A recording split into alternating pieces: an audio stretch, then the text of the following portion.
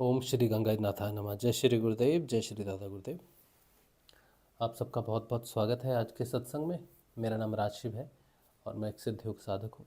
सिद्ध योग की साधना से जो परिवर्तन आते हैं, नाम जप से, ध्यान से जो परिवर्तन आते हैं, उनके ऊपर मैं बात करता हूँ। तो अभी जो है अपनी तरफ से जो बदलावों की बात मैं करता हूँ, अभी तो उस पर थोड़ा सा विराम है, क्योंकि हम दो पुस्तकों का अध्ययन कर रहे हैं। एक तो हमारे गुरुदेव हैं, गुरुदेव श्री रामलाल जी सियाग। उनकी एक पुस्तक है सिद्ध योग के ऊपर में, ये उनके जीवन के ऊपर में है और इनमें इस पुस्तक में उनकी कुछ लेखनियाँ हैं जो सभी साधकों के लिए सबसे ज़्यादा महत्वपूर्ण है। सभी साधकों को अपने भगवान श्री गुरुदेव की पुस्तक ज़रूर पढ़नी चाहिए, उनके जीवन के बारे में ज़रूर जानना चाहिए। तो ये पुस्तक मैं पढ़ रहा हूँ ताकि सभी लोग जो नहीं पढ़ पाते हैं समय के कारण, तो उनको लाभ हो, वो सुने इस सत्संग को और उन्हें पता हो कि गुरुदेव ने जीवन में क्या क्या अनुभव किए हैं, क्या बदलाव हुए, क्या बदलाव करना चाहते हैं, क्या फिलॉसफी है सिद्ध योग की। तो सिद्ध योग को जानने के लिए ये पुस्तक गुरुदेव जी की बहुत महत्वपूर्ण है, इसलिए इसका अध्ययन कर रहे हैं। अभी अभी शुरू की है। एक ही, वैसे तो एक चैप्टर हमने पढ़ा है पहले, पीछे 3-4, आज कितनी तारीख है, 19 तारीख है, आज शायद 5वां दिन है पुस्तक पढ़ रहे हम। तो आप ज़रूर देखिएगा, ठीक है। तो मूल रूप से शुरू हुई है अभी पुस्तक। तो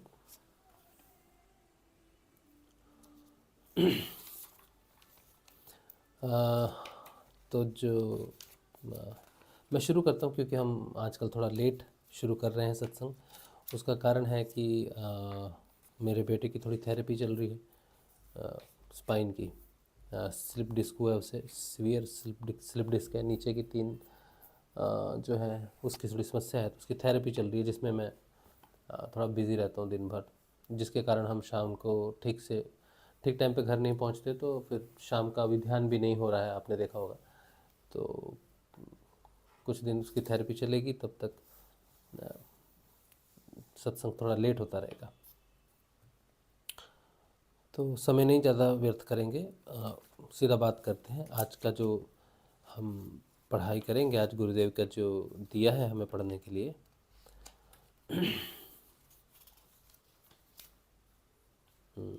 कल हमने पढ़ा था गुरुजी के जीवन में अध्यात्म का प्रारंभ।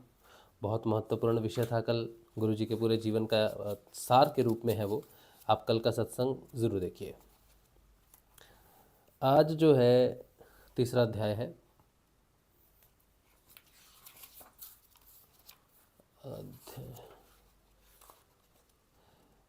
वैसे तो पहला अध्याय चल रहा है गुरुदेव के विषय में, ठीक है। गुरुदेव के विषय में ही पहला चैप्टर पढ़ लिया कल हमने, मेरे आध्यात्मिक जीवन का उद्देश्य। आज दूसरा चैप्टर पढ़ रहे हैं, मेरे आध्यात्मिक जीवन का, एक मिनट, मेरे जीवन का उद्देश्य हमने पढ़ लिया। मेरे आध्यात्मिक जीवन का उद्देश्य पढ़ा था।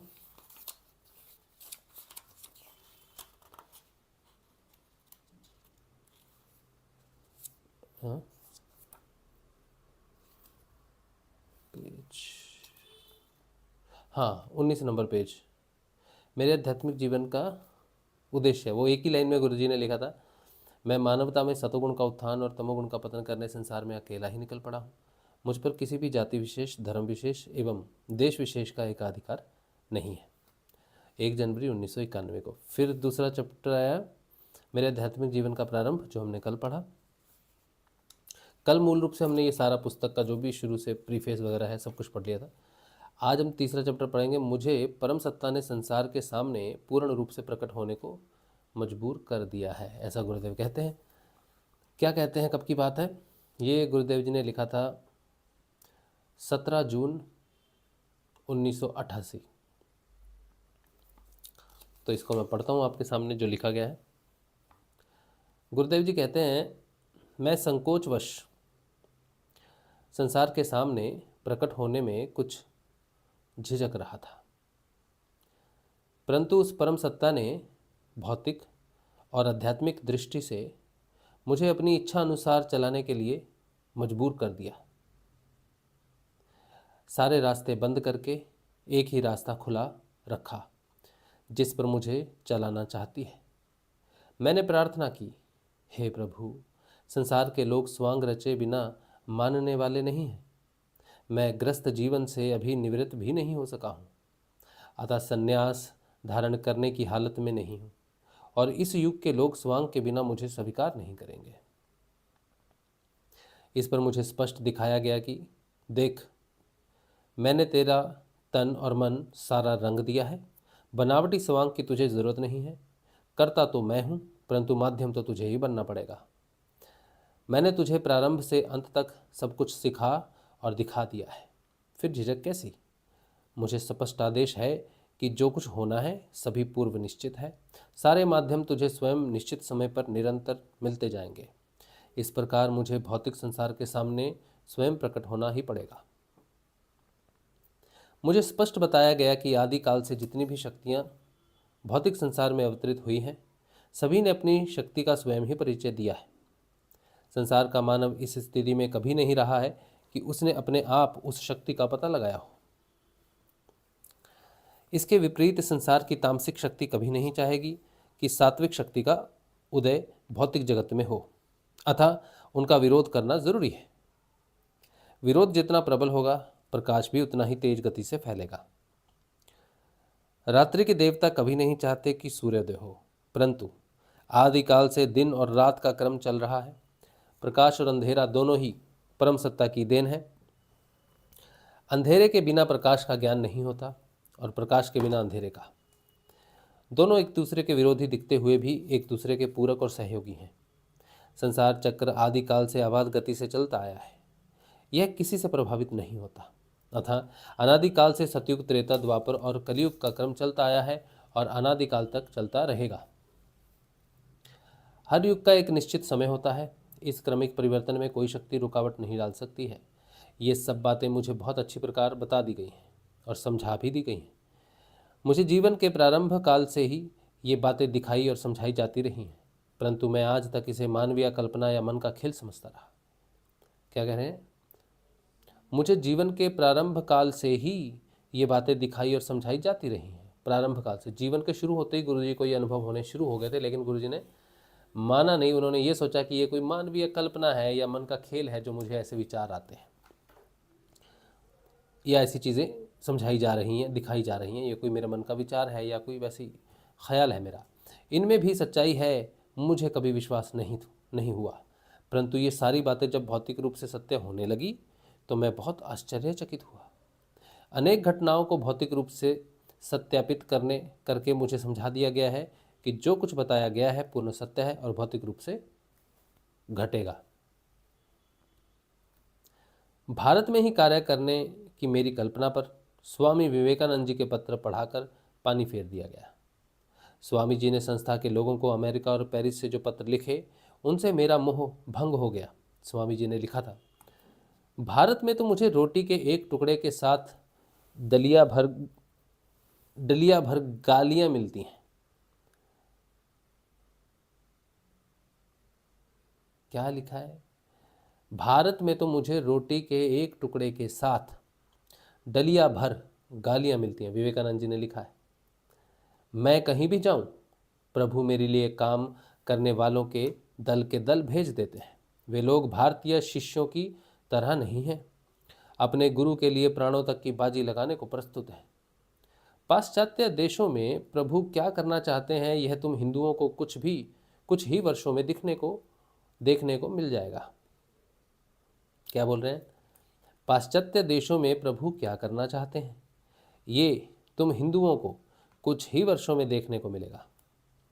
तुम लोग प्राचीन काल के यहूदियों जैसे हो और तुम्हारी स्थिति नांद में लेटे हुए कुत्ते की तरह है, जो न खुद खाए और न दूसरे को ही खाने देना चाहता है। तुम लोगों में किसी प्रकार की धार्मिक भावना नहीं है। रसोई ही तुम्हारा ईश्वर है तथा हांडियां बर्तन ही तुम्हारा शास्त्र। अपनी तरह ही असंख्य संतानोत्पादन में ही तुम्हारी शक्ति का परिचय मिलता है। दूसरे पत्र में इसी प्रकार की भाषा का प्रयोग करते हुए स्वामी जी ने अंत में कह डाला, क्या तुम यह कहना चाहते हो कि ऐसे जाति भेद, जर्जरित, कुसंस्कार युक्त, दया रहित, कपटी, नास्तिक, कायरों में से जो केवल शिक्षित हिंदुओं में ही पाए जा सकते हैं, एक बनकर जीने मरने के लिए मैं पैदा हुआ हूँ। क्या बोल रहे हैं? क्या तुम यह कहना चाहते हो कि ऐसे जाति भेद, जर्जरित, कुसंस्कार युक्त, दया रहित, कपटी, नास्तिक कायरों में से जो केवल शिक्षित हिंदुओं में ही पाए जा सकते हैं, उनमें से एक बनकर जीने मरने के लिए मैं पैदा हुआ हूँ? मैं कायरता को घृणा की दृष्टि से देखता हूँ। कायर तथा राजनीतिक मूर्खतापूर्ण बकवासों के साथ मैं अपना संबंध नहीं रखना चाहता। मुझे किसी प्रकार की राजनीति में विश्वास नहीं है। ईश्वर तथा सत्य ही जगत में एकमात्र राजनीति है, बाकी सब कूड़ा करकट है। आह, धन्य हो जी महाराज स्वामी जी, क्या बात है, क्या गजब जबरदस्त क्रांति है। स्वामी जी के उपयुक्त पत्र दिखाकर मेरा मोह भंग कर दिया गया। मनुष्य शरीर ही सर्वोत्तम मंदिर है। मुझे प्रकाशप्रद शब्द के द्वारा सब कुछ मेरे अंदर ही मिला। मुझे बताया गया कि यीशु भी शरीर को ही सर्वोत्तम मंदिर मानता था। यीशु ने कहा था, मैं मनुष्यों की प्रशंसा नहीं चाहता। मैं यह जानता हूँ कि तुम में परमेश्वर का प्रेम नहीं है। मैं अपने पिता का अधिकार लेकर आया, पर तुमने मुझे ग्रहण नहीं किया। दूसरा कोई अपने ही अधिकार से आए तो तुम उसे ग्रहण करोगे। तुम ही परमेश्वर है। एक मिनट, मैं अपने पिता का अधिकार लेकर आया, पर तुमने मुझे ग्रहण नहीं किया। दूसरा कोई अपने ही अधिकार से आए तो तुम उसे ग्रहण करोगे। एक ही परमेश्वर है। तुम उस परमेश्वर से प्रशंसा प्राप्त करने की कोशिश नहीं करते, पर एक दूसरे की प्रशंसा ग्रहण करते हो। तुम कैसे विश्वास कर सकते हो? यह न सोचो कि मैं पिता के सामने तुम पर दोष लगाऊंगा।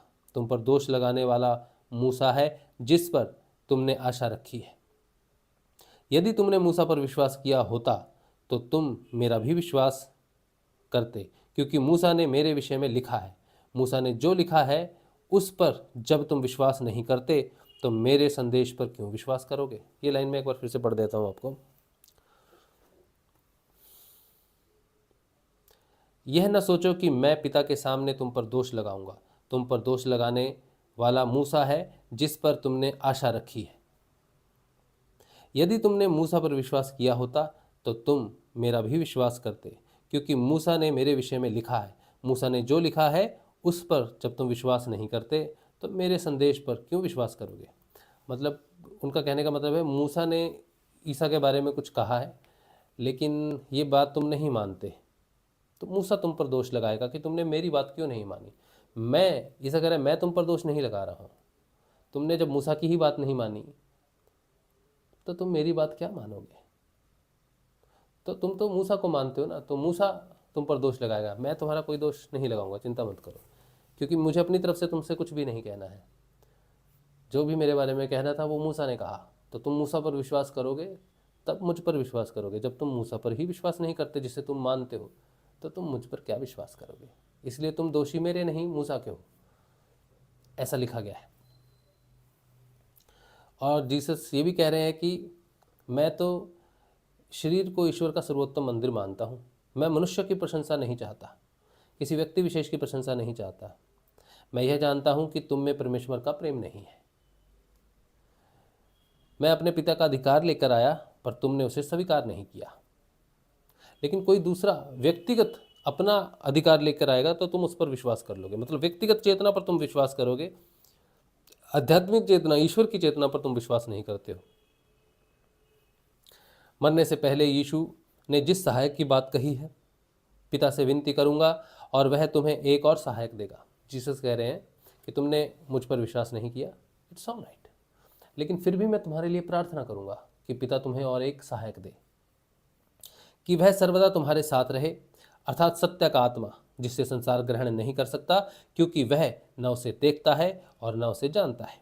तुम उसे जानते हो क्योंकि तुम्हारे साथ रहता है, वह तुम में होगा। मैं तुम्हें अनाथ नहीं छोड़ूंगा, मैं तुम्हारे पास आता हूँ। थोड़ी देर रह गई है कि फिर संसार मुझे न देखेगा, परंतु तुम मुझे देखोगे, इसलिए कि मैं जीवित हूँ और तुम भी जीवित रहोगे। भगवान श्री कृष्ण ने गीता में जिस अमर जीवात्मा की बात कही है, यीशु का इशारा उसी तरफ है। परंतु काल चक्र के प्रभाव से धीरे धीरे सारा ज्ञान लुप्त हो गया। पैगंबर और अवतार में यही अंतर होता है। ये बहुत महत्वपूर्ण जानकारी है, बहुत महत्वपूर्ण जानकारी है। पैगंबर और अवतार में यही अंतर होता है। ये एक ऐसी घटना है, ये कैसी ऐसी गुरुजी ने कैसी बात लिखी है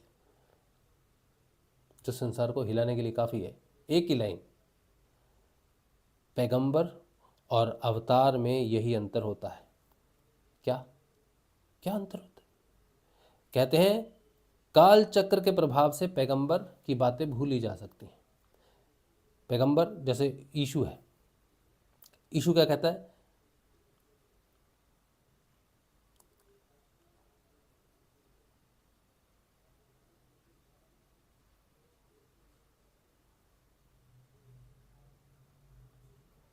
मैं तुम्हारे पास आता हूँ, थोड़ी देर रह गई है कि यीशु कहते हैं एज पैगंबर होने के नाते वो क्या कहते हैं?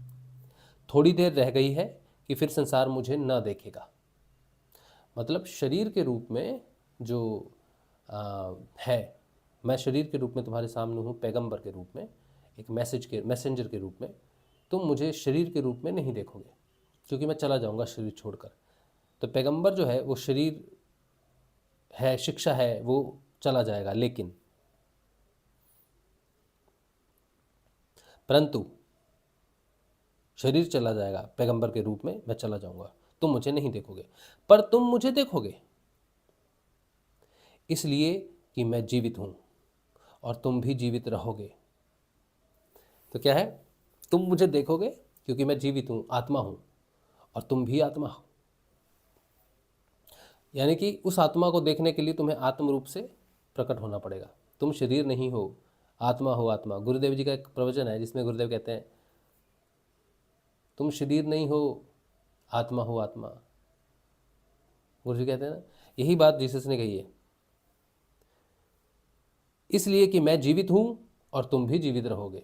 कौन जीवित है और कौन जीवित रहता है? आत्मा। इसके बारे में भगवान श्री कृष्ण ने गीता में आत्मा के विषय में कहा, यदा यदा ही धर्मस्य ग्लानिर्भवति भारतः अभ्युत्थानम धर्मस्य तदात्मानम सृजाम्यहम्। तब मैं वहाँ के आत्म रूप में सृजन करता हूँ, तुम्हारे हृदय में करता हूँ। भगवान ईश्वर के हृदय में है। तो क्या कहते हैं जीसस? मैं पिता से विनती करूंगा कि वह तुम्हें एक और सहायक देगा, कि वह सर्वदा तुम्हारे साथ रहे, अर्थात सत्य का आत्मा, वो जो तुम्हें आत्मा से दीक्षित करेगा, वो जो अपनी आत्मा को तुम में उड़ेलेगा, और वो जीविता परमेश्वर होगा, वो सदैव जीवित रहेगा। तो गुरुजी ने कहा कि मुझे 2 सिद्धियां हुई, गायत्री की और कृष्ण की, जिसकी वजह से मेरी तस्वीर कभी नहीं मरेगी, मेरी तस्वीर हमेशा जीवित रहेगी, मैं तुम में हमेशा रहूँगा। जब भी तुम्हें कोई समस्या हो तो मेरी तस्वीर से देखना, मेरी तस्वीर को देखना और मेरी तस्वीर से प्रार्थना करना, मैं तुम्हें ज़रूर उत्तर दूंगा।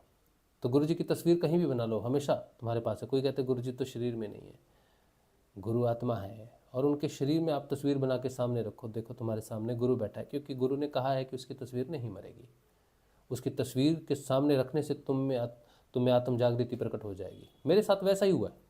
मैं अपने गुरु जी की बात को दोहरा रहा हूँ, लिखा हुआ हूँ, नहीं, ऐसा नहीं है। मेरे साथ ऐसा ही हुआ, मुझे जागृत करने वाली तस्वीर है, वो जीवता परमेश्वर है जो हमेशा है, हमेशा रहेगा। मैंने कभी गुरु जी से मुलाकात नहीं की, मैं कभी गुरु जी के पास जाके उनसे मैंने दीक्षा नहीं ली, गुरु जी के भौतिक शरीर को मैंने कभी भी नहीं देखा। मैं भारत के पूर्वी क्षेत्र में रहता हूँ, गुरु जी दक्षिण क्षेत्र की तरफ रहते थे, दक्षिण पश्चिम क्षेत्र की तरफ रहते थे, पश्चिम क्षेत्र की तरफ, बीकानेर, राजस्थान की तरफ रहते थे, पश्चिम क्षेत्र में। मैं कभी गुरुदेव से नहीं मिला। गुरुदेव की तस्वीर देख के ही मैंने ध्यान किया, गुरुदेव की आवाज़ इंटरनेट पर सुन के ही मैंने ध्यान किया। अगर वो सच्चा है, जीवता परमेश्वर है, सत्य की आत्मा है, तो उसने मुझे जो दिया, जो मुझे योग प्राप्त हुआ, जिससे मैं नहीं मरूंगा। शरीर तो मरता है लेकिन मैं नहीं मरूंगा, तो वो मैं आत्मा है। तो वो योग मुझे मिला तो गुरुदेव जी की तस्वीर से मिला, और यही बात यहाँ लिखी हुई है। अगर संसार को प्रमाण चाहिए तो मैं हूँ प्रमाण, और आप में से जितने भी साधक हैं गुरुदेव जी के, जब आपको योग प्राप्त होगा तो आप सब प्रमाण होंगे। वही प्रमाण यहाँ पर मांगेगा संसार, लेकिन मेरे कहने से कोई क्यों मानेगा? मैं कहूँ मुझे आत्मयोग प्राप्त हुआ है, को क्यों मानेगा? मेरी बीवी नहीं मानती, वो इस बात पे प्रश्न खड़ा करती है, क्योंकि इसका प्रमाण, अब मैं अपना, किसी ने मुझे कहा कि तुम्हें भी तो भ्रम हो सकता है। अब ये बात तो बिल्कुल सही है, मुझे भी अगर भ्रम हुआ तो इसका प्रमाण क्या होना चाहिए? तो जागृति का एक ही प्रमाण है जो मैं मानता हूं, पहला सत्य का उदय तुम्हारे अंदर, झूठ का पतन। और ये सिर्फ तुम जानोगे कि तुम्हारे झूठ का पतन हो रहा है, वो तुम्हें दिखेगा। अभी तुम्हें नहीं दिखता है, फिर वो तुम्हें दिखेगा। दूसरा है ध्यान, उस इंद्रिय अतीत ध्यान में तुम प्रवेश करोगे। तो आत्म जागृति का लक्षण है सत्य का उदय और ध्यान में प्रवेश। ठीक है।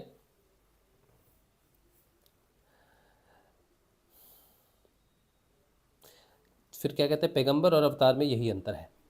ठीक है, काल चक्र प्रभाव में अवतार नहीं है, पैगंबर है। पैगंबर को भूल सकते हो, अवतार को नहीं भूल सकते, क्योंकि अवतार क्या करता है? पैगंबर संदेश लेके आता है, लेकिन अवतार परिवर्तन लेके आता है। परिवर्तन स्थायी है, परिवर्तन आ गया, घटित हो गया तो पता चल गया भाई हो गया, घटित हो गया। लेकिन पैगंबर क्या लेके आता है? संदेश लेके आता है। परिवर्तन अवतार लेके आता है, ये अंतर है। फिर आगे लिखते हैं, पैगंबर संदेश लेकर आता है।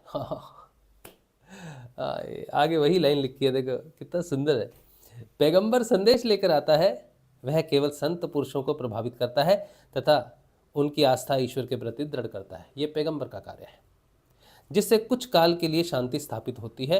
परंतु राक्षस वृत्ति के लोग पैगंबर की बात नहीं मानते। यीशु और मूसा के साथ यही हुआ। परंतु अवतार का होना युग परिवर्तन का संकेत है। सतयुग, त्रेता, द्वापर इसके प्रमाण है।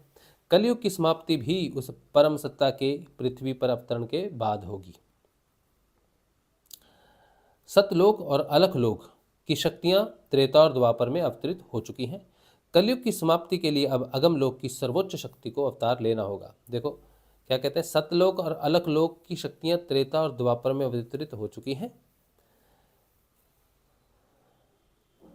कलयुग की समाप्ति के लिए अब अगम लोक की सर्वोच्च शक्ति को अवतार लेना होगा। तो गुरु जी क्या कह रहे हैं कि वो अगम लोक से है, उसके ऊपर है अलख लोक, उसके नीचे है अलख लोक, उसके नीचे है सतलोक। सतलोक हम मानते हैं कि जैसे ये है ना, इसे मानते हैं सतलोक। सतलोक से ऊपर हुआ अलख लोक, अलख से ऊपर हुआ अगम लोक। फिर क्या कहते हैं, महर्षि अरविंदो के अनुसार वह शक्ति 24 नवंबर 1926 को इस पृथ्वी पर मानव रूप में अवतरित हो चुकी है। इस अपने क्रमिक विकास के साथ वह शक्ति 1994 के प्रारंभ में संसार के सामने प्रकट हो जाएगी। ये ऋषि अरविंदो की बात है। लेकिन कुछ लोग हैं जो थोड़े से कंफ्यूज हैं इस बात में। ये 24 नवंबर 1926 की बात पे थोड़े से कंफ्यूज हैं, क्योंकि कुछ कुछ संदर्भ ऐसे लिखे हुए मिलते हैं जो उनकी समझ से बाहर है। पूरा संदर्भ नहीं पढ़ते, आधा संदर्भ पढ़ते हैं। 24 नवंबर 1926 को दो घटनाएं घटी। पहली घटना कि भगवान श्री कृष्ण का फिजिकल में अवतरण हुआ, इस बात को लेकर। लेकिन वो फिजिकल कौन है? फिजिकल का मतलब होता है फिजिकल बॉडी, जैसे मेरी आपकी फिजिकल बॉडी है, इसमें अवतरण हुआ उसका। अभी ये जो लिखा हुआ है, ये श्री अरविंदो ने लिखा है क्या कि 24 नवंबर 1926 को वो भौतिक रूप से प्रकट हो जाएगा, है ना, फिजिकल में अवतरण हो चुका है। लेकिन उसको संसार के सामने आने में 1994 तक का समय लग जाएगा। कितने साल? 2494, 2694, 68 ईयर्स, 68 ईयर्स लग जाएंगे उसको सामने आने के लिए, ऐसा कहा। लेकिन गुरुदेव जी 91 में प्रस्तुत हो गए, तो उन्होंने कहा 94 तक प्रस्तुत हो जाएगा। तो 91 में गुरुदेव जी प्रस्तुत हो गए दुनिया के सामने पूर्ण रूप से।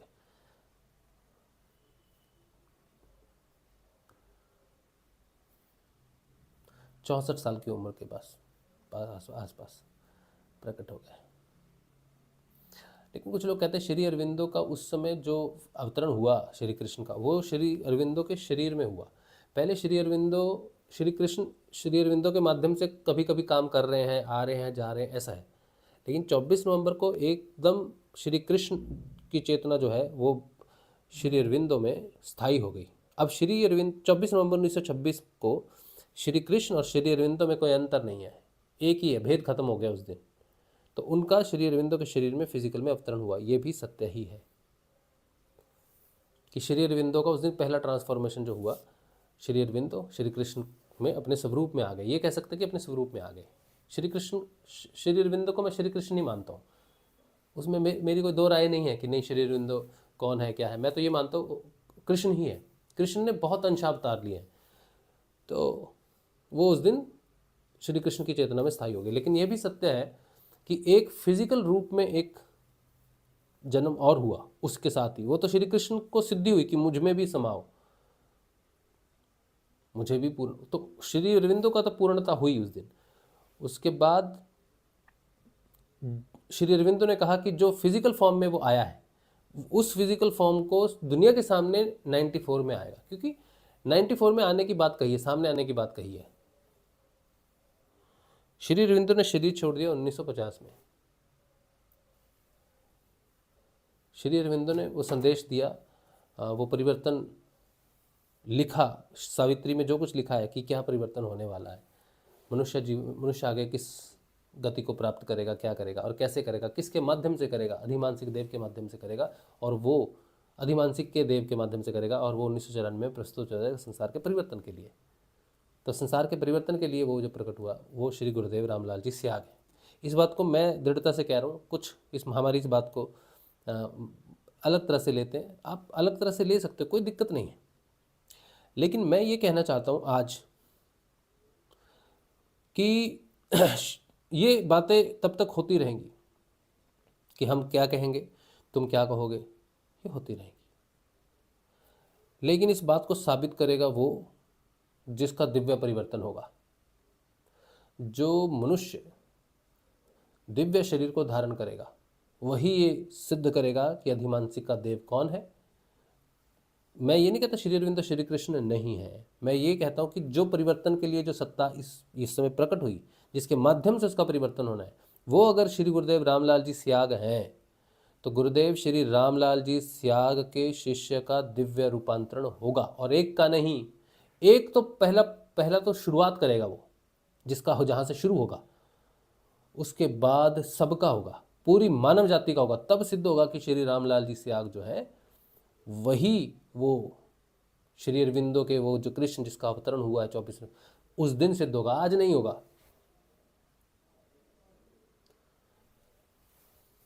आज नहीं होगा।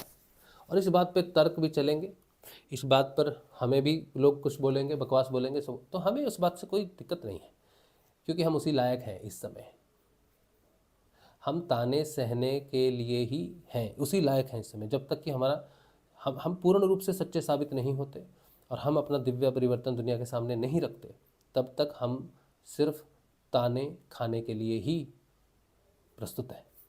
और हमें इससे कोई खेद नहीं, और किसी को भी खेद नहीं होना चाहिए। लेकिन हम इस बात से भी खेद नहीं करते, नहीं रुकते कि हमारे गुरुदेव ही वो हैं जो दिव्य रूपांतरण करेंगे।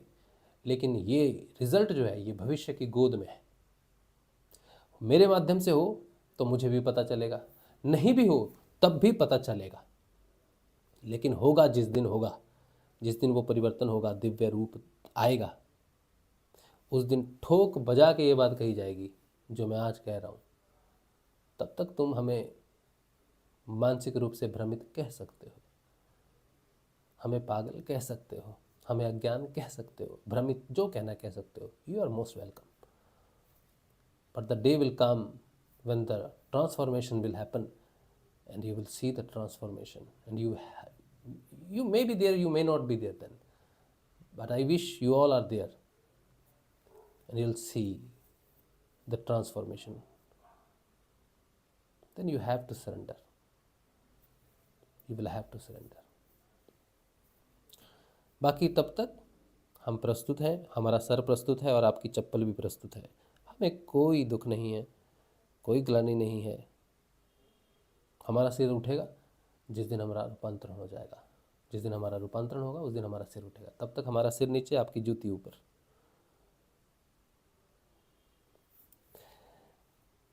अच्छा, फिर उसके बाद इस प्रकार इस सदी के अंत तक पूरे संसार के मानव उस शक्ति के आकर्षण में आ जाएंगे। कब तक आ जाएंगे? इस प्रकार इस सदी के अंत में पूरे संसार के मानव उस शक्ति के आकर्षण में आ जाएंगे। इस प्रकार 21वीं सदी के प्रारंभ में भारत विश्व का धर्म गुरु बन जाएगा। भगवान श्री कृष्ण ने गीता के 18वें अध्याय के 66वें श्लोक में जो उपदेश दिया है, संसार पूर्ण रूप से उसका पालन प्रारंभ कर देगा। भगवान ने कहा है, सर्वधर्मान परित्याज्य माम एकम शरणं व्रज अहम त्वा सर्व पापेभ्यो मोक्षयिष्यामि मां शुचः।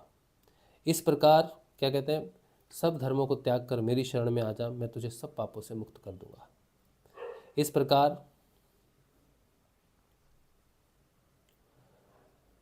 इस प्रकार कलयुग का अंत होकर सतयुग प्रारंभ हो जाएगा। इस प्रकार श्री अरविंद की यह भविष्यवाणी सत्य होगी। एशिया जगत हृदय की शांति का रखवाला है। यूरोप की पैदा की हुई बीमारियों को ठीक करने वाला है। यूरोप ने भौतिक विज्ञान, नियंत्रित राजनीति, उद्योग, व्यापार आदि में बहुत प्रगति कर ली है। अब भारत का काम शुरू होता है।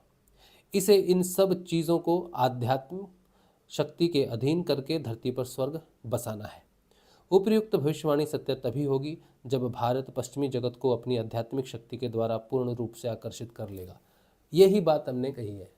क्या कही है कि पश्चिम जगत जब तक हमारा परिवर्तन नहीं देखता तब तक वो झुकेगा नहीं, लेकिन जिस दिन वो परिवर्तन देख लेगा वो सच्चे हैं और वो झुक जाएंगे, और उस दिन भारत को विश्व गुरु होने का दर्जा प्राप्त हो जाएगा। योग से होगा, राजनीति से नहीं होगा, उद्योग से नहीं होगा, योग से होगा, रूपांतरण से होगा। आध्यात्मिक जगत में भारत उठेगा और सारे संसार को मार्ग दिखाएगा। तो भारत के उठने का अर्थ है मानव जाति का उठना। भारत के स्वतंत्र होने का अर्थ है मानव जाति का स्वतंत्र होना। भारत में स्वर्णिम समय का अर्थ है मनुष्य का स्वर्णिम समय। रूपांतरण भारत में जब होगा, भारत के रूपांतरण का मतलब सिर्फ भारत में रहने वाले मनुष्य नहीं, भारत की तरफ से जब मनुष्य जब रूपांतरण होगा तो भारत की वजह से होगा, भारत की इस भूमि की वजह से होगा। रूपांतरण का प्रारंभ यहाँ से होगा और वहाँ वो देखेंगे और वो सब तब आएंगे। और फिर जो भारत में जो लोग बचे हुए हैं, जो राक्षस वृत्ति के हैं, फिर वो जो पश्चिम को देखते हैं, जब पश्चिमी राक्षस बदल जाएगा तो भारतीय राक्षस से देखेगा कि ये कैसे बदल गया, मैं तो इन्हीं को देख के राक्षस हुआ हूँ, ये तो देव हो गए। और फिर भारत में, इस संसार में, इस धरती पर एक ही जाति रहेगी, देव जाति। ये है आज का। बाकी अगला चैप्टर जो है, चौथा चैप्टर, शर्म, संकोच और हठ धर्मिता की आखिर नहीं चल सकी, ये हम कल पढ़ेंगे। एक ही अध्याय एक दिन में पढ़ रहे हैं और कल पढ़ेंगे, ठीक है। चलिए अब जो है हम अध्ययन करेंगे श्रीमद् भागवत का। उसमें बहुत सुंदर आज बात आएगी, राजा त्रिशंकु और हरिश्चंद्र कथा। आहा, श्री राम भगवान के ये जो है पूर्वज हैं और सत्य आया है, बहुत सुंदर। ठीक है, चलिए प्रश्न। आप सबको जय श्री गुरुदेव। रीना कह रहे मैंने भी इस पुस्तक को पढ़ना शुरू किया है, बहुत अच्छी बात है। रीना जी कह रहे विवेकानंद जी ने इस समाज को कूड़ा कहा क्योंकि यह समाज बाहर की पूजा अर्चना को मानते हैं और भेदभावपूर्ण व्यवहार करते हैं। बिल्कुल सही बात है। राम सिंह, नाम खुमारी कहाँ से आती है और कैसे आती है? गुरुदेव जी ने इस बात का जवाब दिया है। गुरुदेव ने कहा है नाम से ही नशा होता है और उसी की खुमारी चढ़ती है। मतलब फिर आप नाम को छोड़ नहीं सकते, फिर आपको नाम बहुत प्रिय लगने लग जाता है। ठीक है, जब आपको नाम बहुत अच्छा लगे और नाम को आप जपो। अभी लोग कहते हैं ना, मेरी तो इच्छा नहीं होती नाम जपने की। शुरुआती साधक जब कोई आता है ना तो कहता है मेरी इच्छा नहीं होती नाम जपने की, मैं जप ही नहीं पाता, मैं भूल जाता हूँ। और जब नाम खुमारी लग जाती है, जिसे नाम खुमारी लगी हो उसे पूछो नाम जपना कैसा लगता है, वो कहता है इसके अलावा तो कुछ और अच्छा है ही नहीं। तुम भूल जाते हो नाम जपना? नहीं, मुझे कभी नहीं भूलता नाम जपना। मुझे तो बहुत खुशी होती है तो नाम याद आता है, बहुत दुख होता है तो नाम याद आता है, ये होता है तो नाम याद आता है, खाना खाता हूँ तो नाम जप याद आता है। मुझे तो हर समय गुरुजी याद रहते हैं, मैं तो भूलता ही नहीं, भूलने देते ही नहीं गुरुदेव। और मुझे बहुत अच्छा लगता है नाम जपना, फिर मैं नाम जपता रहता हूँ। तो जिसे नाम जपना अच्छा लगता है उसको नाम खुमारी है, जिसे नाम जपना अच्छा नहीं लगता है, मजबूरी लगता है, उसका भी मन नहीं रमा है, चाहे फिर कितने भी वर्ष हो गए हैं। हाँ ठीक है। रान सिंह कह रहे मुझे अभी नाम कुमारी नहीं आई है, तो ये बड़ी क्या कहेंगे, ये बड़ी दुख की बात है, बड़ी दुख की बात है। रीना कह रही हैं जीसस की बातें ईसाई समझते नहीं हैं, फिर पादरी से सुनते हैं। हाँ, सिर्फ पादरी से सुनते हैं, बिल्कुल। दो तरह के ईसाई हैं, एक प्रोटेस्टेंट है और एक क्या बोलते पता नहीं कहाँ है। एक जो है डायरेक्ट जीसस को मानते हैं, डायरेक्ट जीसस से प्रे करते हैं, और एक पोप को मानते हैं। वो अपनी सारी प्रार्थनाएं पोप को देते हैं, पोप आगे उनके लिए प्रार्थना करता है। तो दो हैं। गुरुदेव के जीवन में वो आएगा दो। जब गुरुजी ने वो पोप वाली बाइबल पढ़ी, जब गुरुजी ने बाइबल पढ़ी तो पोप वाली पढ़ ली, तो गुरुदेव ने सोचा यार ये क्या है, मैं तो ऐसा बिल्कुल मानता नहीं, ये तो मेरे सिद्धांतों के विपरीत है बाइबल। तो गुरुदेव ने कहा नहीं नहीं, ये मेरा मेरा मेरा ये काम नहीं हो सकता, मुझे भ्रम हुआ है कोई। और फिर गुरुजी को किसी ने बताया नहीं एक दूसरी बाइबल भी है, तो गुरुजी ने बोला वाह क्या बात है, जीसस है एक बाइबल दो। तो बोले हाँ ये लफड़ा है पॉप का, पॉप है तो आप ये वाली पढ़ो। तो फिर गुरुजी ने वो दूसरी पढ़ी, फिर गुरुजी के सिद्धांतों के साथ मिल गई। फिर गुरुजी ने कहा हाँ, यही दिक्कत जब गुरुजी से मैंने ये सुना कि दो है बाइबलें, एक प्रोटेस्टेंट चर्च की है, एक और है मुझे नाम याद नहीं रहते, क्या क्या होता है इनको, क्या एक दूसरे को बोलते हैं। तो गुरुजी से मैंने सुना कि दो होती है, तो जब मैंने सर्च किया कि दो होती है, अच्छा, तो मैंने दोनों निकाली, तो मैंने भी वही पढ़ ली, गलत पॉप वाली पढ़ ली। लेकिन मैंने सोचा कि मैं वो पढ़ रहा हूँ जो पॉप वाली, जो डायरेक्ट ईसाई को जो ईसाई डायरेक्ट जीसस को मानते हैं, वो प्रोटेस्टेंट्स कहते हैं मैं शायद उसको। तो मैंने सोचा मैं वो पढ़ रहा हूँ। जब मैंने प्रोटेस्टेंट या जो भी थी वो जो डायरेक्ट जीसस को मानते, जब मैंने उसके सिद्धांत पढ़े तो मैंने कहा ये क्या है, गुरुदेव जी ने तो ऐसा नहीं कहा, और मुझे भी ऐसा नहीं लगता कि ये होना चाहिए। तो उस दिन मुझे बड़ा दुख हुआ। मैंने कहा मैं जो मानता था जैसा होना चाहिए, ये तो वैसा नहीं है।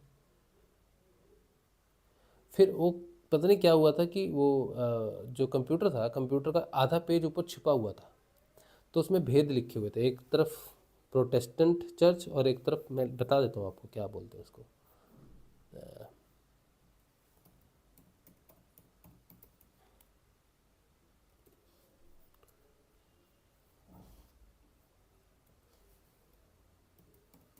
हम उस धर्म से उतना संपर्क नहीं रखते ना। क्या हो रहा है, एक मिनट।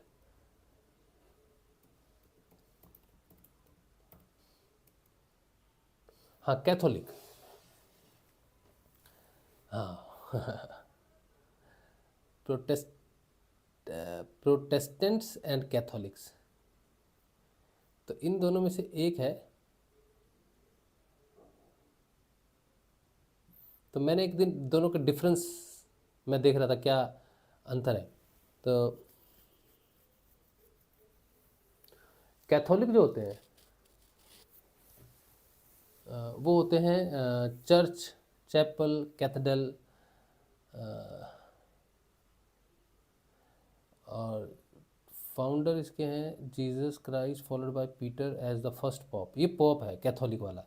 और प्रोटेस्टेंट जो होता है वो डायरेक्ट जीसस को मानते हैं, ठीक है, ऐसा है शायद। Each church is independent, headed by the pastors, elders, and descendants. Church and any place you wish where you have the right atmosphere of worship. Chapels or cathedrals were built and are still mostly used by Catholics. तो Protestant है,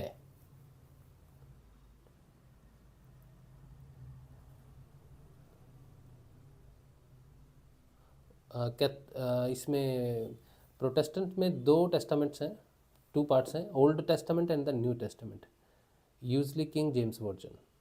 इसमें है Holi scripture, collection of canonical books in two parts, the Old Testament, New Testament, usually Dow, Reims and Knox versions। तो ये Kings James वाला जो है ये प्रोटेस्टेंट का है। तो पता नहीं, बहुत डिटेल में नहीं जाएंगे, there is no point going into the detail, but I know कि मैंने कैथोलिक का पढ़ लिया था पहले, और मुझे बड़ा दुख हुआ। मैंने कहा ये तो हमारे सिद्धांत के बिल्कुल खिलाफ है, अगेंस्ट है। तो गुरुजी ने इसको क्यों प्रेफरेंस दी होगी, गुरुजी को ये सही लगा, मुझे तो नहीं लग रहा सही। फिर जब मैंने थोड़ा फिर से वापस ऊपर स्क्रॉल किया तो मैंने कहा नहीं, पहले कैथोलिक इस तरफ लिखा हुआ है, प्रोटेस्टेंट इस तरफ लिखा हुआ है, तो मैं उल्टा समझ गया था। फिर मुझे बड़ी खुशी हुई कि मैंने अपने गुरुजी को अंधविश्वास से फॉलो नहीं किया है, बल्कि जो गुरुजी का मानना है, जिस तरह से गुरुजी ईश्वर को देखते हैं, उसी तरह से हमारे अंदर भी वो भावना वैसी ही है कि हम गुरुजी की भावना से मेल खाते हैं। फिर हमें बड़ी खुशी हुई कि हाँ ये ठीक है। नहीं तो मैं बड़ा उदास हो गया था। मैंने कहा हमारे गुरुजी अलग सोच के हैं, मैं अलग सोच के हूँ, ये तो बड़ी मुश्किल हो गई। ये क्या हो गया, अब कैसे होगा, कैसे चलेंगे रास्ते पर। तो फिर थोड़ी देर में जब स्क्रॉल किया तो फिर बड़ी शांति मिली मन को। फिर लगा कि ठीक है, हम अंदर से भी, हमारे अंदर गुरुजी हैं जो हमारे अंदर बोल रहा है कि ये सही है, ये गलत है। तो हमारे गुरुजी वो है। मतलब मैं इंडिविजुअली नहीं जानता हूँ कि ये सही है, ये गलत है, बल्कि उस दिन हमें ये भी हो गया कि हमारे अंदर जो सही दिशा दिखा रहा है हमारे को, वो हमारे गुरुदेव है। हम बुद्धि से नहीं चल रहे, हम किसी अंदर की चेतना से चलाए जा रहे हैं। तो ये बहुत अच्छा लगा उस दिन हमको। हाँ, तो क्या है, ठीक है, चलो आगे क्या है।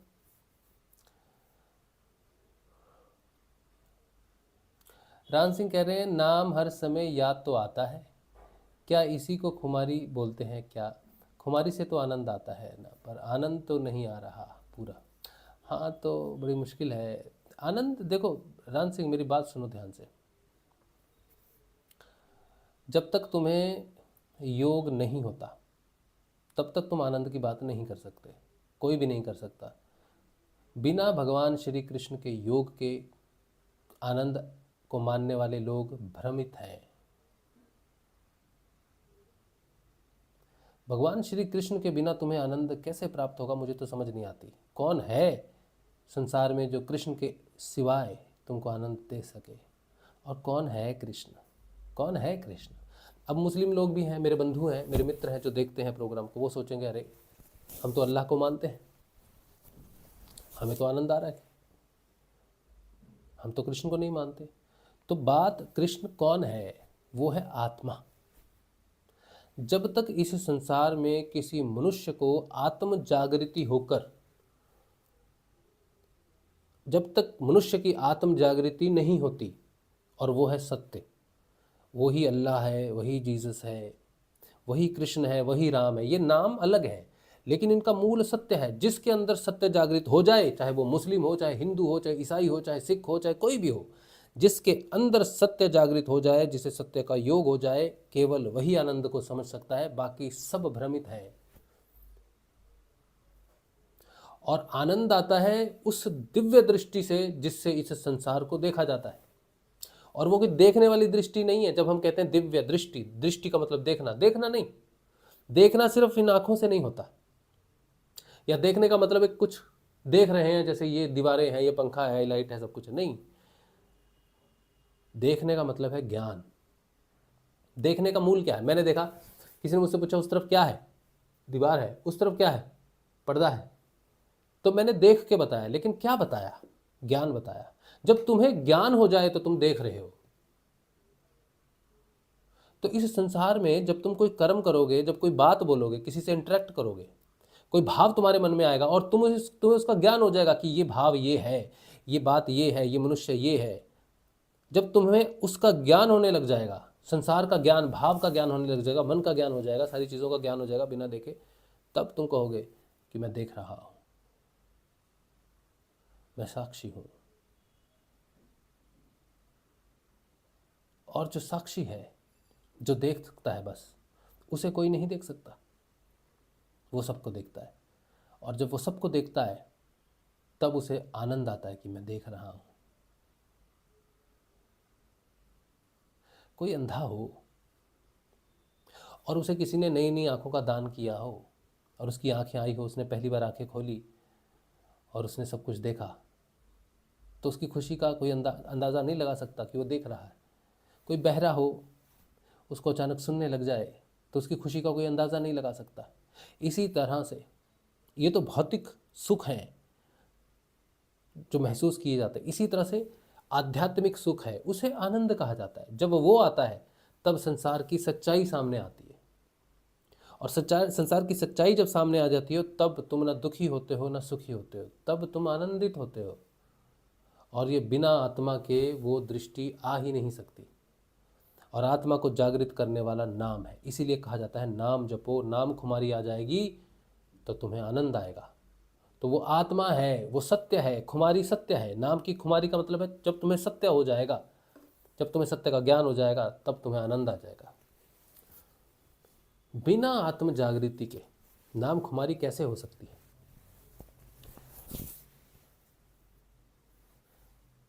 ए जपा जाप जो है ना वो 24 आवर्स चलता है, लेकिन उसमें कोई खुमारी नहीं लगती।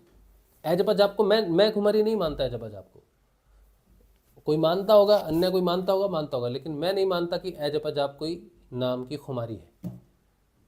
ए जपा जाप अपने आप चलने वाला एक रिपीटेटिव प्रोसेस है जिसे तुम रोक नहीं सकते, लेकिन वो नाम खुमारी नहीं है, वो तो जबरदस्ती है कि भगवान आपको जबरदस्ती किसी रथ पे चला रहे हैं, आप चलना नहीं चाहते लेकिन चलाया जा रहा है। तो ए जपा जाप नाम खुमारी नहीं है, जो जबरदस्ती है भगवान की तरफ से आपके जीवन में दखलंदाजी है कि तुम उस रास्ते पर ना चल के उस रास्ते पर चलो जो मैंने तुम्हारे लिए चुना है। जब तुम उस रास्ते पर चलोगे और तुम्हारी आत्मा जागृत हो जाएगी, जब तुम्हें सत्य का ज्ञान होगा, बिना दृष्टि के तुम दृष्टा हो जाओगे, तब तुम्हें वो आनंद आएगा।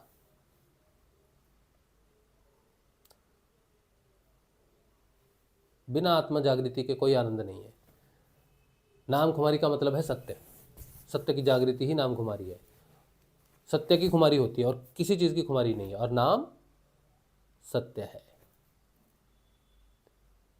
सत्य के अलावा किसी चीज का नशा नहीं है अध्यात्म में, किसी भी चीज का नशा नहीं है अध्यात्म में।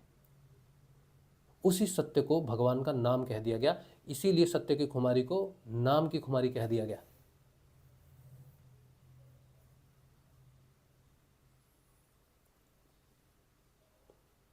अध्यात्म में कुछ भी प्राप्त करने योग्य नहीं है सिवाय सत्य के, सिवाय आत्मा के। कुछ भी जानने लायक नहीं है सिवाय सत्य के। तुम किसी को नहीं जान सकते, ना कृष्ण को, ना राम को, ना अल्लाह को, ना जीसस को, ना ही किसी अन्य किसी भी ऐसे आध्यात्मिक व्यक्ति या गुरु को तुम नहीं जान सकते, क्योंकि वो जानने के लिए है ही नहीं। वो तो सिर्फ बताने के लिए है कि जानने वाले को जानो, और वो है सत्य, और वह तुम आत्म स्वरूप में, और कुछ नहीं है, कुछ भी नहीं है। है तो सत्य है बस। उसको किस रूप में तुम जानोगे वो तुम्हारे जीवन में निर्भर करता है। कोई उसे किसी रूप से जानता है, कोई किसी रूप से जानता है। मैं उसे गुरु के रूप में जानता हूं।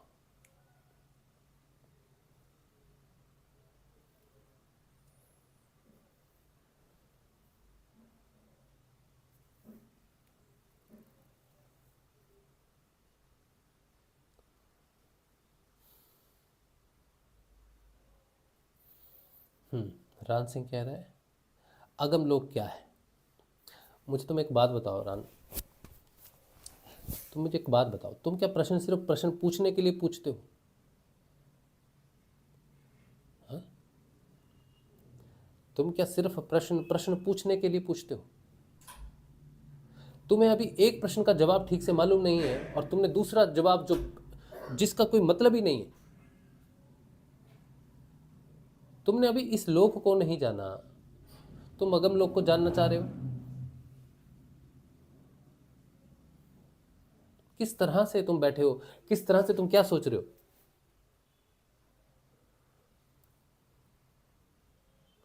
तुम्हें अपने घर से बाजार जाना है सब्जी लेने, तो तुम एक एक कदम करके जाओगे ना सीधा अंतिम कदम पे पहुंचोगे। तुम्हें पहला अपना अगला कदम जानना है, और तुम्हारा अगला कदम है नाम जप करके तुम्हारी आत्मा को जागृत करना। बस अगम लोक, अलख लोक, सत्य लोक, ये लोक, वो लोक, ये तुम्हारा विषय नहीं है।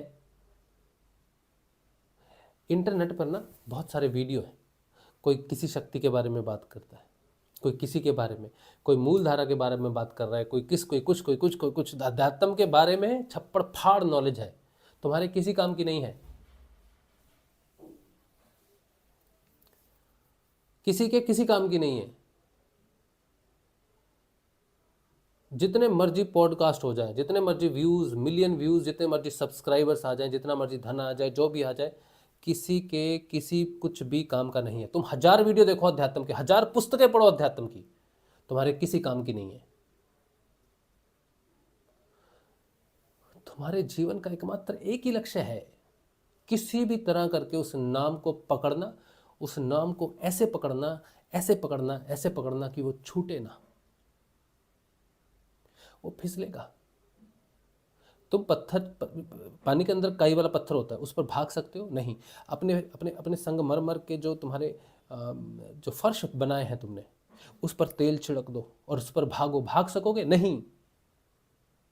बस नाम को पकड़ना वैसा ही है, लेकिन फिर भी तुम्हें वो प्रयास करना है। उस संगमरमर के पत्थर पे चाहे तेल गिरा रखा है, तुम भाग नहीं पा रहे, खड़े भी नहीं हो रहे, फिर भी तुमको भागना है। यही प्रयास है आत्म जप, यही नाम जप करने का यही प्रयास है कि मैं जहां खड़ा नहीं हो सकता वहां भागूंगा कैसे। तो जिसे मैं याद प्रयास है बस।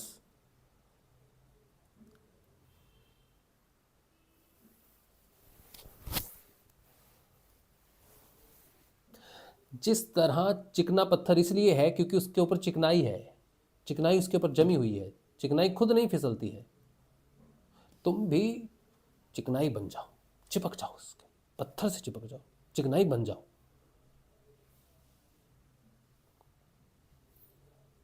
तुम्हारे जानने का विषय तब तक एक ही है जब तक तुम उसे नहीं जानते, दूसरा विषय नहीं है तुम्हारा। दूसरे ज्ञान की तुम्हें अभिलाषा भी नहीं करनी चाहिए, दूसरी कोई नॉलेज को एकत्रित करने का तुम्हें सोचना भी नहीं चाहिए जब तक तुम्हें सत्य की प्राप्ति नहीं होती। अगर तुम सच्चे आध्यात्मिक व्यक्ति हो तो, नहीं तो करो अपना टाइम वेस्ट, करो अपना जीवन नष्ट, नो प्रॉब्लम। लाखों करोड़ों कर रहे हैं, तुम भी करो।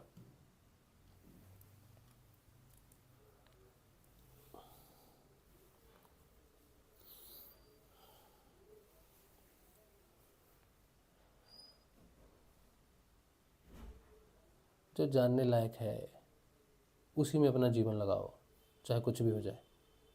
तुम्हारा मन करे ना करे, जब तुम्हें कह दिया, गुरु ने कह दिया कि नाम ही जपो, नाम ही जपो, इसी से जाना जा सकता है, फिर तुम अगले लोग को मेरे माध्यम से क्यों जानना चाहते हो?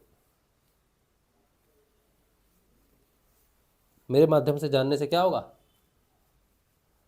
तुम्हारा बाजार कहाँ है? तुम्हारे शहर में है, कलकत्ता के बाजार से तुम्हें क्या लेना देना?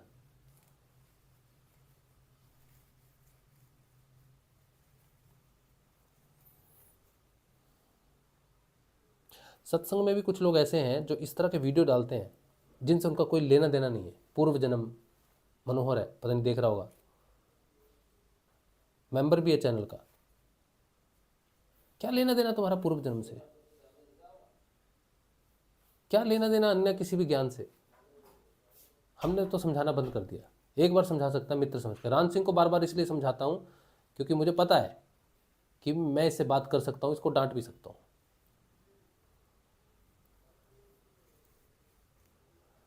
लेकिन जो व्यक्ति डांट से अपना अपना इज्जत का कबाड़ा समझ ले, उसको हम दूसरी बार हमसे बात नहीं करेंगे। राम सिंह से तो मैं बहुत बार बात करता हूँ, बहुत बार प्रश्न पूछता है, बहुत बार हम उससे इस तरह से बात करते हैं। वो प्रश्न पूछना नहीं छोड़ता, हम उसे डांटना नहीं छोड़ते। मैं तो उसका गुरु नहीं हूँ, मैं तो उसका भाई हूँ। मैं तो उसका गुरु नहीं हूँ, डांटने का काम तो गुरु का होना चाहिए। मैं तो उसका भाई हूँ, भाई होकर डांटता हूँ उसको। क्यों? क्योंकि मैं उसका भाई हूँ, मानता हूँ, और मैं उसे भी अपना भाई मानता हूँ, क्योंकि वो मेरी डांट से अपना अपमान नहीं समझता।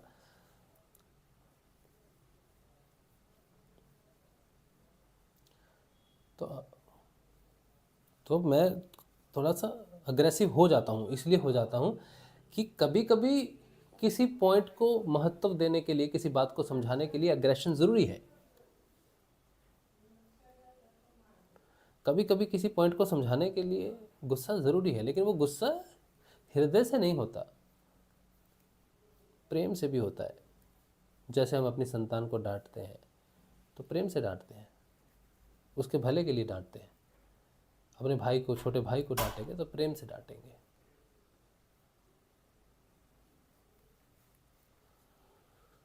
तो जो जानना है, जिस लिए अध्यात्म में आए हो, वो सिर्फ नाम से जाना जा सकता है।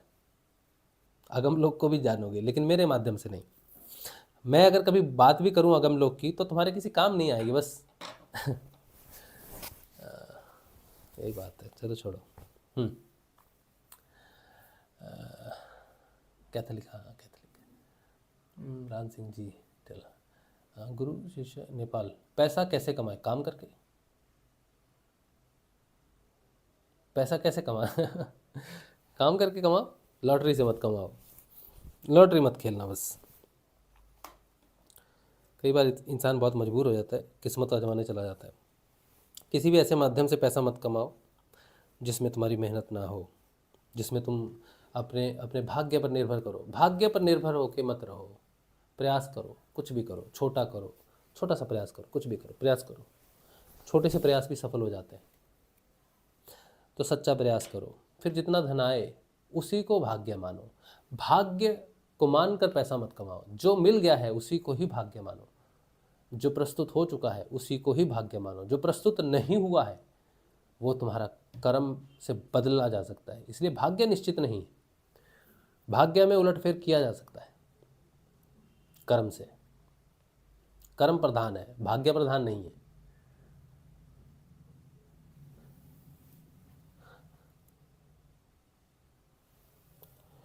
चलिए श्रीमद् भागवत का अध्ययन करेंगे। ये तो गुरुदेव की बुक में लिखा था। हाँ तो लिखा था, लेकिन गुरुदेव ने सिर्फ बताया है। अब तुम मेरे से जानना चाहते हो तो अगम लोक क्या है। पुस्तक में बोला गया कि अगम लोक से आया हूँ, लेकिन अगम लोक क्या है तुम कैसे जान पाओगे रान? जब तक तुम नहीं समझोगे कि जब तक तुम मूल चीज़ नहीं प्राप्त करोगे तब तक तुम उसे जान कैसे सकोगे? जब तक तुम्हें सत्य ही प्राप्त ना हुआ, जब तक तुमने सत्य लोक को ही ना जाना, तब तक तुम अगम लोक को कैसे जानोगे? पहले सत्य को जानो। वही तो मैं कह रहा हूँ, पहले सत्य को जानो। लिखा तो पुस्तक में, गुरुदेव जी की पुस्तक में तो बहुत। गुरुदेव जी ने तो एक जगह कहा था, लोग ये तीन नीचे के भूलोक के बारे में नीचे नहीं जानते लोग, तो मैं ऊपर की बातें करूँगा तो लोग यकीन ही नहीं करेंगे। तो गुरु जी ने ठीक ही किया, नहीं लिखा। सत्य को जानो पहले, फिर बागी बाद में। श्री शुभसुधा सागर श्रीमद् भागवत नवम स्कंद। आप सबको नमस्कार। श्री गुरुदेव भगवान को चरण स्पर्श नमस्कार। श्रीमद् भागवत को स्वयं को भी हम नमस्कार करते हैं। हमें सौभाग्य प्राप्त हुआ कि हम श्रीमद् भागवत का योग हमें प्राप्त हुआ है, इसके लिए हम गुरु जी का धन्यवाद करते हैं। आगे का हम पढ़ेंगे अध्याय। 7वां अध्याय है नवम स्कंद का, राजा त्रिशंकु और हरिश्चंद्र की कथा। श्री सुखदेव जी कहते हैं, हे परीक्षित, मैं वर्णन कर चुका हूँ कि मानधाता के पुत्रों में सबसे श्रेष्ठ अम्बरीश थे। आय हाय हाय, कितनी सुंदर चरित्र है राजा अम्बरीश का। जो आनंद राजा अम्बरीश के चरित्र को पढ़ने में आया, वैसा चरित्र भगवान श्री राम के चरित्र को पढ़ने में आता है। तो बहुत सुंदर सत्य चरित्र। उनके दादा युवनाश्व ने उन्हें पुत्र रूप में स्वीकार कर लिया। उनका पुत्र हुआ यौवनाश्व और यौवनाश्व का हारित। मानधाता के वंश में ये 3 अवान्तर गोत्रों के प्रवर्तक हुए। नागों ने अपनी बहन नर्मदा का विवाह पुरुकुत्स से कर दिया था। नागराज वसुकी की आज्ञा से नर्मदा अपने पति को रसातल में ले गई। वहां भगवान की शक्ति से संपन्न होकर पुरुकुत्स ने वध करने योग्य गंधर्वों को मार डाला। इस पर नागराज ने प्रसन्न होकर पुरुकुत्स को वर दिया कि जो इस प्रसंग का स्मरण करेगा वह सर्पों से निर्भय हो जाएगा। राजा पुरुकुत्स का पुत्र त्रसदस्यु था। उसके पुत्र हुए अनरण्य, अनरण्य के हर्यशव, उसके अरुण और अरुण के त्रिबंधन हुए। त्रिबंधन के पुत्र सत्यव्रत हुए। यही सत्यव्रत त्रिशंकु के नाम से विख्यात हुए। यद्यपि त्रिशंकु अपने पिता और गुरु के शाप से चांडाल हो गए थे, परंतु विश्वामित्र जी के प्रभाव से वे सशरीर स्वर्ग में चले गए। क्या बोलते हैं? यद्यपि त्रिशंकु अपने पिता और गुरु के शाप से चंडाल हो गए थे, परंतु विश्वामित्र जी के प्रभाव से वह सशरीर स्वर्ग में चले गए। ये जो आप पीछे तस्वीर देख रहे हो मेरे पीछे, इस तरफ, ये ऊपर में इंद्र है और किसी को धक्का दे रहे हैं और वो नीचे पृथ्वी पर गिर रहा है और नीचे गुरु हैं खड़े हैं। तो ये आप समझ सकते हो कि जो त्रिशंकु हुए वो जीते जी स्वर्ग में जाना चाहते थे, लेकिन इंद्र नहीं चाहते थे कि कोई जीवित व्यक्ति स्वर्ग में प्रवेश करे, तो उन्होंने उन्हें धक्का दे दिया था, ऐसा हमने सुना। तो देखते हैं आगे क्या लिखा है। देवताओं ने उन्हें वहां से ढकेल दिया। हाँ, यही लिखा है। क्या बोलते हैं, यद्यपि त्रिशंकु अपने पिता और गुरु के शाप से चंडाल हो गए थे, परंतु विश्वामित्र जी के प्रभाव से वे सशरीर स्वर्ग में चले गए। देवताओं ने उन्हें वहां से ढकेल दिया और वे नीचे को सिर किए हुए गिर पड़े, परंतु विश्वामित्र जी ने अपने तपोबल से उन्हें आकाश में ही स्थिर कर दिया। यही चित्र आप देख रहे हो पीछे, जो हमने भी कहा। वे अब भी आकाश में लटके हुए दिखते हैं।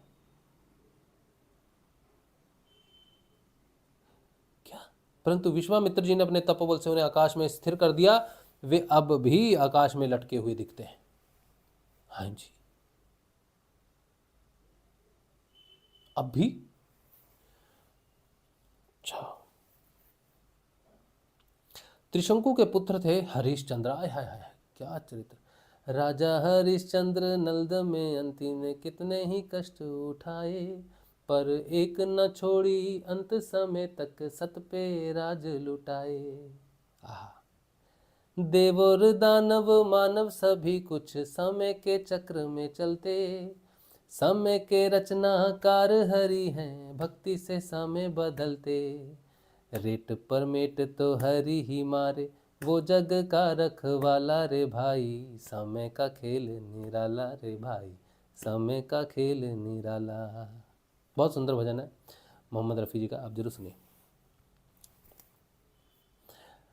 हाँ, त्रिशंकु के पुत्र थे हरिश्चंद्र। महाराज, आपके विषय में हम हमेशा से जानना चाहते हैं। आज आपका नाम आया श्रीमद् भागवत में, हमें बड़ी प्रसन्नता हो रही। उनके लिए विश्वामित्र और वशिष्ठ एक दूसरे को शाप देकर पक्षी हो गए और बहुत वर्षों तक लड़ते रहे। किसके कारण? त्रिशंकु के पुत्र थे हरिश्चंद्र, उनके लिए विश्वामित्र और वशिष्ठ एक दूसरे को शाप देकर पक्षी हो गए। दोनों गुरुओं ने एक दूसरे को शाप दे दिया, दोनों पक्षी बन गए और बहुत वर्षों तक लड़ते रहे। हरिश्चंद्र के कोई संतान न थी, इससे वे बहुत उदास रहा करते थे। नारद के उपदेश से वे वरुण देवता की शरण में गए और उनसे प्रार्थना की कि हे प्रभु, मुझे पुत्र प्राप्त हो। महाराज, यदि मेरे वीर पुत्र होगा तो मैं उसी से आपका यजन करूंगा। वरुण ने कहा ठीक है। तब वरुण की कृपा से हरिश्चंद्र के रोहित नाम का पुत्र हुआ। पुत्र होते ही वरुण ने आकर कहा, हरिश्चंद्र, तुम्हें पुत्र प्राप्त हो गया है, अब इसके द्वारा मेरा यज्ञ करो। हरिश्चंद्र ने कहा, जब आपका यह यज्ञ पशु रोहित 10 दिन से अधिक का हो जाएगा तब यज्ञ के योग्य होगा। 10 दिन बीतने पर वरुण ने आकर फिर कहा, अब मेरा यज्ञ करो। हरिश्चंद्र ने कहा, जब आपके यज्ञ पशु के मुंह में दांत निकल आएंगे तब वह यज्ञ के योग्य होगा। दांत उग आने पर वरुण ने कहा, अब इसके दांत निकल आए हैं, मेरा यज्ञ करो।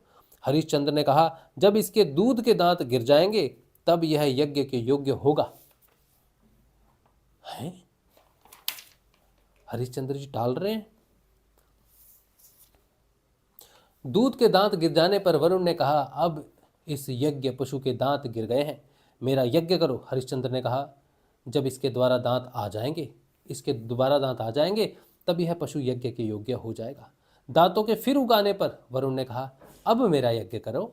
हरिश्चंद्र ने कहा, वरुण जी महाराज, क्षत्रिय पशु तब यज्ञ के योग्य होता है जब वह कवच धारण करने लगे।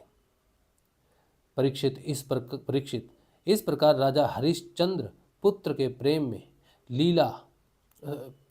में हीला हवाला करके समय टालते रहे। इसका कारण यह था कि पुत्र स्नेह की फांसी ने उनके हृदय को जकड़ लिया था।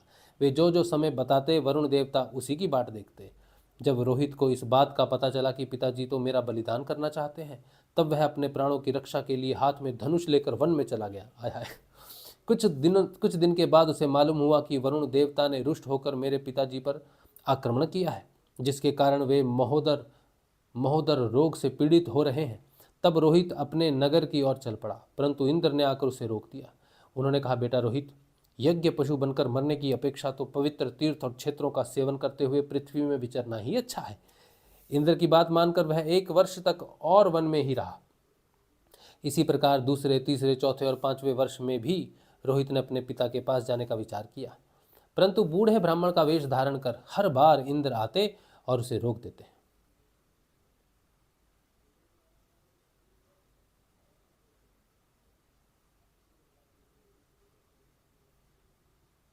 इस प्रकार 6 वर्ष तक रोहित वन में ही रहा। 7वें वर्ष जब वह अपने नगर को लौटने लगा, तब उसने अजिगर्थ से उनके मझले पुत्र अनुशोप को मोल ले लिया। क्या बोल रहे हैं? 7वें वर्ष जब वह अपने नगर को लौटने लगा, तब उसने अजिगर्त से उनके मझले पुत्र शुनहशेप को मोल ले लिया और उसे यज्ञ पशु बनाने के लिए अपने पिता को सौंपकर उनके चरणों में नमस्कार किया। तब परम यशस्वी एवं श्रेष्ठ चरित्र वाले राजा हरिश्चंद्र ने महोदर रोग से छूटकर पुरुष मेध यज्ञ द्वारा वरुण आदि देवताओं का यजन किया। उस यज्ञ में विश्वामित्र जी होता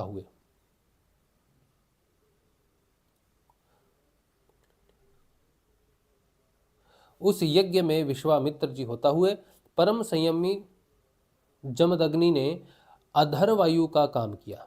वशिष्ठ जी ब्रह्मा बने, आयस्य मुनि सामगान करने वाले उद्गाता बने। उस समय इंद्र ने प्रसन्न होकर हरिश्चंद्र को एक सोने का रथ दिया था। हे परीक्षित, आगे चलकर मैं शुनहशेप का महात्म्य वर्णन करूंगा। हरिश्चंद्र को अपनी पत्नी के साथ सत्य में दृढ़तापूर्वक स्थित देखकर विश्वामित्र जी बहुत प्रसन्न हुए। उन्होंने उन्हें उस ज्ञान का उपदेश किया जिसका कभी नाश नहीं होता। उसके अनुसार राजा हरिश्चंद्र ने अपने मन को पृथ्वी में, पृथ्वी को जल में, जल को तेज में, तेज को वायु में और वायु को आकाश में स्थिर करके आकाश को अहंकार में लीन कर दिया। फिर अहंकार को महतत्व में लीन करके उसमें ज्ञान कला का ध्यान किया और उससे अज्ञान को भस्म कर दिया। इसके बाद निर्वाण सुख की अनुभूति से उस ज्ञान कला का भी परित्याग कर दिया और समस्त बंधनों से मुक्त होकर वे अपने उस स्वरूप में स्थित हो गए जो ना तो किसी प्रकार बतलाया जा सकता है और ना उसके संबंध में किसी प्रकार का अनुमान ही किया जा सकता है। बहुत सुंदर। 8वां अध्याय। श्री सुखदेव जी कहते हैं, रोहित का पुत्र था हरित, लेकिन हरिश्चंद्र जी के बारे में इतना कम मिला सुनने को। इतना ही सुना, पता नहीं आगे आएगा कि नहीं। बहुत सुंदर कथा है हरिश्चंद्र जी की, पता नहीं इतना ही है। हाँ, सागर चरित्र। श्री सुखदेव जी कहते हैं, रोहित का पुत्र था हरित। हरित से चंप हुआ, उसी ने चंपापुरी बसाई थी। चंप से सुदेव और उसका पुत्र विजय हुआ। और एक चीज़ है, पिछले अध्याय में हमने पढ़ा है शुनहशेप, उसका आगे आएगा। उसको यज्ञ पशु बनाया, क्यों बनाया, कैसे हुआ, क्या नहीं हुआ, वो बाद में हम देखेंगे, वो आगे आएगा उसका चरित्र। चंप से सुदेव और उसका पुत्र विजय हुआ। विजय का भरुक, भरुक का वृक और वृक का पुत्र हुआ बाहुक। शत्रुओं ने बाहुक से राज्य छीन लिया। तब वह अपनी पत्नी के साथ वन में चला गया। वन में जाने पर बुढ़ापे के कारण जब बाहुक की मृत्यु हो गई, तब उसकी पत्नी भी उसके साथ सती होने को उद्यत हुई। परंतु महर्षि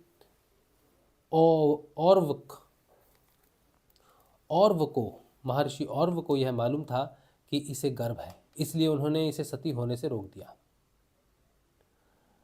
जब उसकी सौतों को यह बात मालूम हुई तो उन्होंने उसे भोजन के साथ गर यानी कि विष दे दिया। परंतु गर्भ पर उस विष का कोई प्रभाव नहीं पड़ा, बल्कि उस विष को लिए हुए ही एक बालक का जन्म हुआ, जो गर के साथ पैदा होने के कारण सगर कहलाया। सगर बड़े यशस्वी राजा हुए। सगर चक्रवर्ती सम्राट थे। उन्हीं के पुत्रों ने पृथ्वी खोद कर समुद्र बना दिया था। सगर ने अपने गुरुदेव औरव की आज्ञा मानकर तालजंग, यवन, शक, है और बर्बर जाति के लोगों का वध नहीं किया, बल्कि उन्हें विरूप बना दिया। उनमें से कुछ के सिर मुड़वा दिए, कुछ के मूछ दाढ़ी रखवा दी, कुछ को खुले बालों वाला बना दिया, तो कुछ को आधा मुंडवा दिया, कुछ लोगों के सगर ने केवल वस्त्र ओढ़ने की ही आज्ञा दी, पहनने की नहीं, और कुछ को केवल लंगोटी पहनने को ही कहा, ओढ़ने को नहीं। इसके बाद राजा सगर ने और व ऋषि के उपदेशानुसार अश्वमेध यज्ञ के द्वारा संपूर्ण वेद एवं देवता में आत्मस्वरूप सर्वशक्तिमान भगवान की आराधना की। उसके यज्ञ में जो घोड़ा छोड़ा गया था उसे इंद्र ने चुरा लिया। उस समय महारानी सुमति के गर्भ से उत्पन्न सगर के पुत्रों ने अपने पिता की आज्ञा अनुसार घोड़े के लिए सारी पृथ्वी छान डाली। जब उन्हें कहीं घोड़ा ना मिला तब उन्होंने बड़े घमंड से सब ओर से पृथ्वी को खोद डाला। खोदते खोदते उन्हें पूर्व और उत्तर के कोने पर कपिल मुनि के पास अपना घोड़ा दिखाई दिया। घोड़े को देखकर वे 60,000 राजकुमार शस्त्र उठाकर यह कहते हुए उनकी ओर दौड़ पड़े कि यही हमारे घोड़े को चुराने वाला चोर है। देखो तो सही, इसने इस समय कैसे आंख मूंद रखी है। यह पापी है, इसको मार डालो, मार डालो। उसी समय कपिल मुनि ने अपनी पलकें खोली। इंद्र ने राजकुमारों की बुद्धि हर ली थी। इसी से उन्होंने कपिल मुनि जैसे महापुरुष का तिरस्कार किया। इस तिरस्कार के फलस्वरूप उनके शरीर में ही आग जल उठी, जिससे क्षण भर में ही वे सब के सब जलकर खाक हो गए। हे परीक्षित, सगर के लड़के कपिल मुनि के क्रोध से जल गए, ऐसा कहना उचित नहीं है। वे तो शुद्ध सत्व गुण के परमाश्रय हैं। उनका शरीर तो जगत को पवित्र करता है। उनमें भला क्रोध रूप तमोगुण की संभावना कैसे की जा सकती है? भला कहीं पृथ्वी की धूल का भी आकाश से संबंध होता है? यह संसार सागर एक मृत्युमय पथ है, इसके पार जाना अत्यंत कठिन है, परंतु कपिल मुनि ने इस जगत में सांख्य शास्त्र की एक ऐसी दृढ़ नाव बना दी है जिससे मुक्ति की इच्छा रखने वाला कोई भी व्यक्ति उस समुद्र से पार जा सकता है। वे केवल परम ज्ञानी ही नहीं, स्वयं परमात्मा है। उनमें भला यह शत्रु है और यह मित्र है, इस प्रकार की भेद बुद्धि कैसे हो सकती है? सगर की दूसरी पत्नी का नाम था केशिनी। उसके गर्भ से उन्हें असमंजस नाम का पुत्र हुआ था। असमंजस के पुत्र का नाम था अंशुमान। वह अपने दादा सगर की आज्ञाओं के पालन तथा उन्हीं की सेवा में लगा रहता। असमंजस पहले जन्म में योगी थे। संग के कारण वे योग से विचलित हो गए थे, परंतु अब भी उन्हें अपने पूर्व जन्म का स्मरण बना हुआ था। इसलिए वे ऐसे काम किया करते थे जिनसे भाई बंधु उन्हें प्रिय ना समझे। वे कभी कभी तो अत्यंत निंदित कर्म कर बैठते और अपने को पागल सा दिखलाते, यहाँ तक कि खेलते हुए बच्चों को सरयू में डाल देते। इस प्रकार उन्होंने लोगों की उद्विग्न कर दिया था। अंत में उनकी ऐसी करतूत देखकर पिता ने पुत्र स्नेह को तिलांजलि दे दी और उन्हें त्याग दिया। तदंतर असमंजस ने अपने योग बल से उन सब बालकों को जीवित कर दिया और अपने पिता को दिखाकर वे वन में चले गए। आया है, क्या सुंदर बात है। अयोध्या के, मैं वही सोच रहा हूँ भाई, जो जब जानता है वो बच्चों को क्यों मारेगा तालाब में डुबोकर, लेकिन वो अपने योग बल से उनको डुबो नहीं रहे थे, सिर्फ एक लीला कर रहे थे ताकि उनके पिताजी क्रोधित हो जाएं और उन्हें त्याग दें, पुत्र मोह नष्ट कर दें अपनी तरफ से और कहते तू तो निकम्मा है, तू लोगों को मार रहा है, बच्चों को मार रहा है, चल निकल जा मेरे घर से। तो जब ये होगी घटना और उनको घर से निकाल दिया गया, तब उन्हें उन्हीं योग शक्ति से उन्हीं बालकों को सामने ला दिया कि मैंने किसी को मारा नहीं है, सिर्फ मोह भंग करने के लिए ही ऐसा किया। अयोध्या के नागरिकों ने जब देखा कि हमारे बालक तो फिर लौट आए हैं, तब उन्हें असीम आश्चर्य हुआ और राजा सगर को भी बड़ा पश्चाताप हुआ। इसके बाद राजा सगर की आज्ञा से अंशुमान घोड़े को ढूंढने के लिए निकले। उन्होंने अपने चाचाओं के द्वारा खोदे हुए समुद्र के किनारे किनारे चलकर उनके शरीर के भस्म के पास ही घोड़े को देखा। वहीं भगवान के अवतार कपिल मुनि बैठे हुए थे। उनको देखकर उदार हृदय अंशुमान ने उनके चरणों में प्रणाम किया और हाथ जोड़कर एकाग्र मन से उनकी स्तुति की।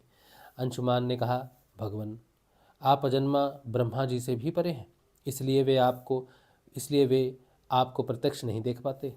देखने की बात तो अलग रही, वे समाधि करते करते एवं युक्ति लड़ाते लड़ाते हार गए, किंतु आज तक आपको समझ भी नहीं पाए।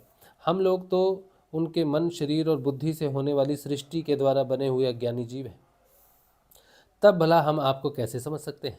संसार के शरीरधारी सतोगुण, रजोगुण या तमोगुण प्रधान है। जागृत और स्वप्न अवस्थाओं में केवल गुणमय पदार्थों, विषयों को और सुषुप्ति अवस्था में केवल अज्ञान ही अज्ञान देखते हैं। इसका कारण यह है कि वे आपकी माया से मोहित हो रहे हैं। वे बहिर्मुखी होने के कारण बाहर की वस्तुओं को तो देखते हैं, पर अपने ही हृदय में स्थित आपको नहीं देख पाते। आप एक रस ज्ञान धन है। सनंदन आदि मुनि जो आत्म स्वरूप के अनुभव से माया के गुणों के द्वारा होने वाले भेदभाव को और उसके कारण अज्ञान को नष्ट कर चुके हैं, आपका निरंतर चिंतन करते रहते हैं। माया के गुणों से ही भूला हुआ मैं मूढ़ किस प्रकार आपका चिंतन करूं। माया उसके गुण और गुणों के कारण होने वाले कर्म एवं कर्मों के संस्कार से बना हुआ लिंग शरीर आप में है ही नहीं। ना तो आपका नाम है और ना तो रूप। आप में न कार्य है और ना तो कारण। आप सनातन आत्मा है। ज्ञान का उपदेश करने के लिए ही आपने यह शरीर धारण कर रखा है। हम आपको नमस्कार करते हैं। प्रभु, यह संसार आपकी माया की करामात है। इसको सत्य समझकर काम, लोभ, ईर्ष्या और मोह से लोगों का चित्त शरीर तथा घर आदि में भटकने लगता है। लोग इसी के चक्कर में फंस जाते हैं। समस्त प्राणियों के आत्मा, हे प्रभु, आज आपके दर्शन से मेरे मोह की वह दृढ़ फांसी कट गई है जो कामना, कर्म और इंद्रियों को जीवन दान देती है। श्री सुखदेव जी कहते हैं, हे परीक्षित, जब अंशुमान ने भगवान कपिल मुनि के प्रभाव का इस प्रकार गान किया, तब उन्होंने मन ही मन अंशुमान पर बड़ा अनुग्रह किया और कहा। भगवान श्री ने कहा, बेटा, यह घोड़ा तुम्हारे पितामह का यज्ञ पशु है। इसे तुम ले जाओ। तुम्हारे जले हुए चाचाओं का उद्धार केवल गंगा जल से होगा और कोई उपाय नहीं है। अंशुमान ने बड़ी नम्रता से उन्हें प्रसन्न करके उनकी परिक्रमा की और वे घोड़े को ले आए। सगर ने उस यज्ञ पशु के द्वारा यज्ञ की शेष क्रिया समाप्त की। तब राजा सगर ने अंशुमान को राज्य का भार सौंप दिया और वे स्वयं विषयों से निस्पृह एवं बंधन मुक्त हो गए। उन्होंने महर्षि और के बतलाए हुए मार्ग से परम पद की प्राप्ति की।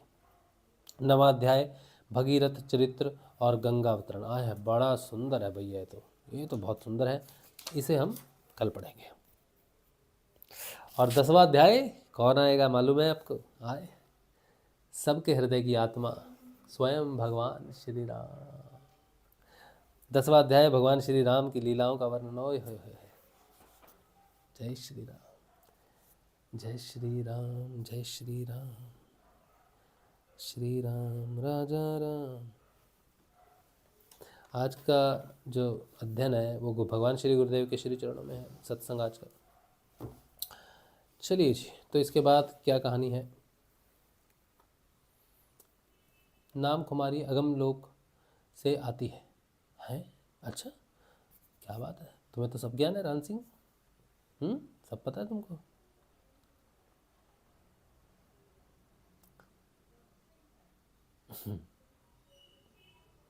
बहुत अच्छी बात है। चलो ठीक है, आज का सत्संग भगवान श्री गुरुदेव के श्री चरणों में रखते हैं। और जितनी भी पुस्तकें मेरे पास थी मैंने आप सबको भेज दी हैं, और सबको उसका ये देना पड़ेगा कोरियर चार्ज। ठीक है, कोरियर चार्ज कितना है? जब आपको पुस्तक मिल जाएगी तब आप मुझे पूछना कोरियर चार्ज कितना है। तो 100 रुपये समझो मेरी तरफ से कोरियर, और गुरु भाई ने हमें भेजा था उनका कोरियर अलग से। उनको शायद 700 रुपये के आसपास लगे होंगे 16 पुस्तकों के। लेकिन मैंने अलग अलग एक एक पुस्तक की है तो मुझे 100 रुपये 110 रुपये ऐसा कुछ लगा है। 100 रुपये ही मान के चलते हैं। 88 रुपये तो कोरियर के लगते हैं। पैकेजिंग के थोड़ा चार्ज लगता है, क्योंकि उसको 2 पैकेजिंग देनी पड़ती है। अच्छी पैकेजिंग आपको मिलेगी तो आपको पता चलेगा। तो 16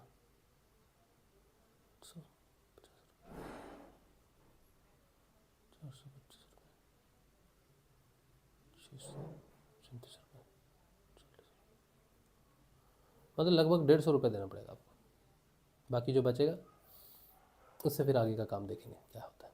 ठीक है, कोरियर चार्ज का लगभग 150 रुपये। उसमें से 50 रुपये गुरु भाई को चले जाएंगे और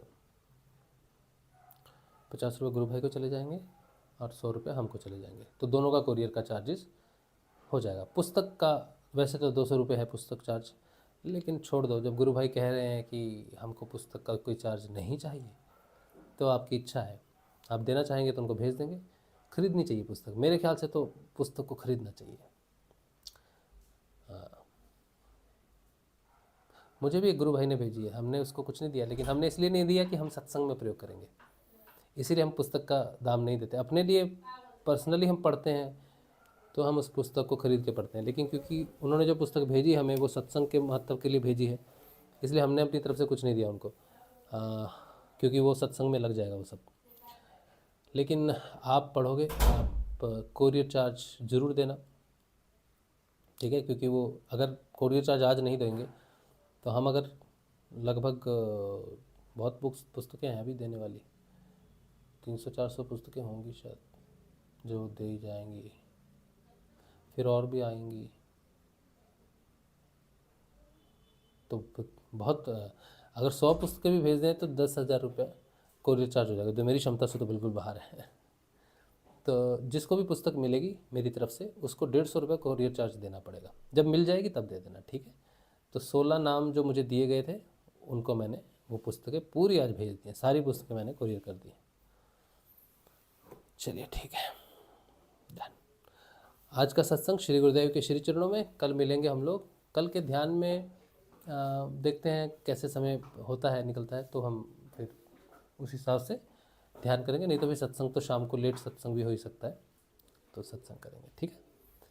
जय श्री गुरुदेव, जय श्री दादा गुरुदेव।